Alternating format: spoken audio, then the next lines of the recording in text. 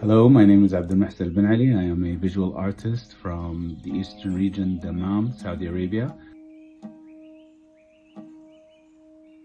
I am a artist that is very interested in the perception of nature, how we utilize the material world around us. For example, the landscapes, the wildlife, the weather, and how we take these things that are part of our daily life and how we perceive ourselves in it, and we create through it mythologies and stories, and basically create a reflection of ourselves and how we are positioned in the natural world. And through the idea of animism, which is giving things qualities that are both mystical but also human. I'm very interested in how these things can manifest in many different ways.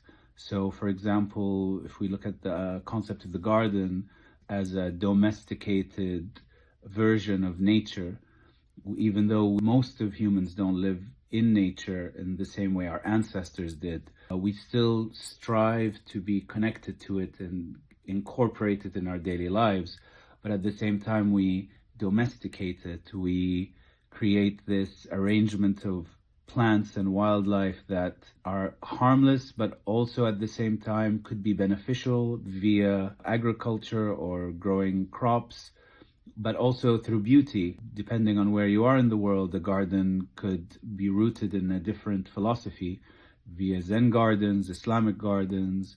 All these elements interest me very much, but also in other ways, such as mythology, stories of, mythical creatures that move the weather or move mountains, change the landscape.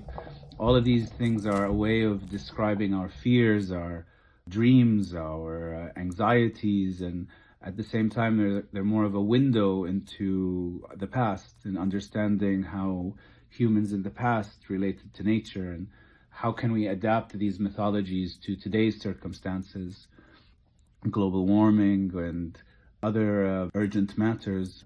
And also these elements that were once feared, like a forest, are today protected. So what happens to the mythological creatures that once were believed to be roaming in a large, dense forest, and what does this mythological creatures, what is its position and role today if it is existing in a quarter of the landscape that was before? I believe that the idea of translating the material and taking it further into the mystical and the spiritual is a very important part of my practice.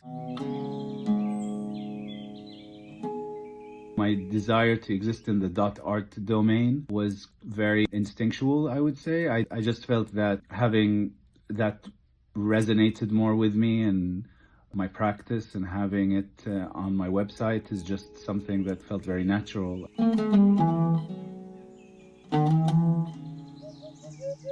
But yeah, I hope that answers all the questions.